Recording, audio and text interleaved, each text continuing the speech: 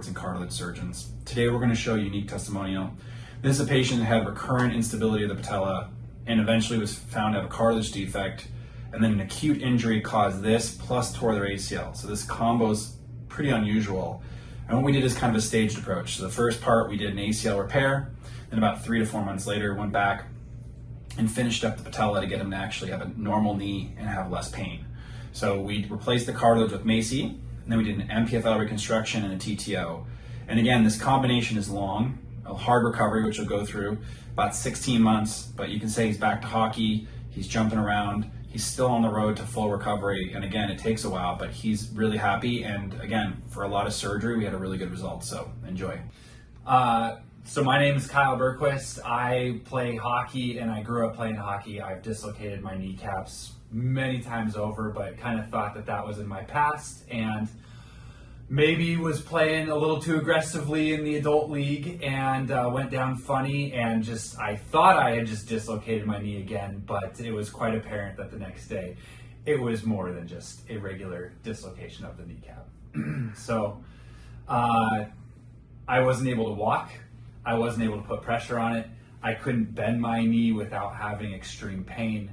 It felt like it was on the verge of dislocating every time you just touched the lower part of my leg. And that's when I went back to the ER to have them take a look at it and met Dr. Garcia, who ran some tests and took some pictures of it and said, hey, maybe we have a bigger issue here than just a normal kneecap dislocation.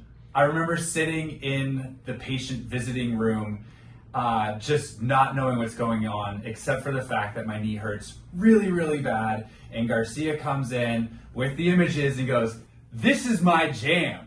And I thought, wow, all right, I like this guy. And he rolled down the list and he said, you have ruptured your MPFL, your MCL is probably a bit ruptured, your LCL is a bit ruptured, we're gonna have to do a lateral release, your kneecap is dislocated, your ACL has been ruptured, we're gonna have to do a MACI biopsy to throw some cartilage back on there, and then we're gonna have to do a TTO, which is we're gonna cut the top of your tibia off and relocate your kneecap.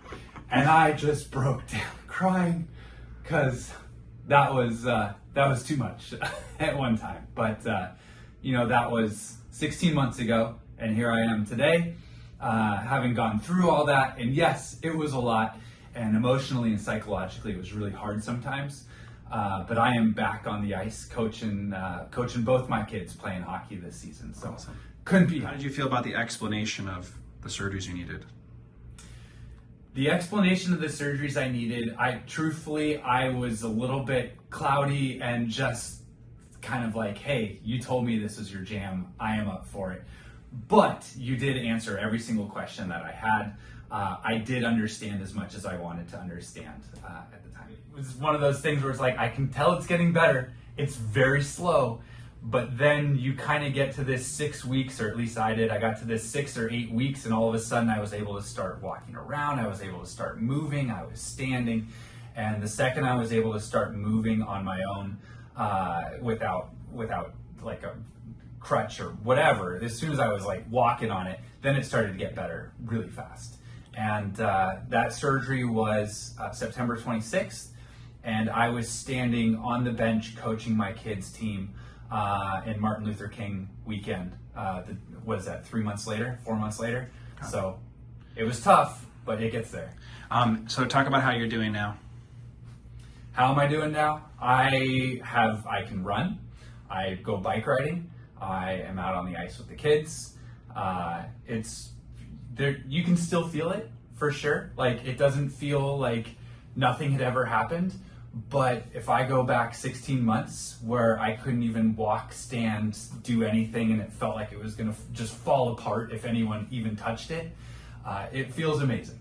And it feels like I'm on the right path moving forward, and it's just a matter of continued rehab and continued strengthening, and we'll get there. So. And while it was tough for the 2 surgeries, do you feel like, knowing now where you're at, would you still do it?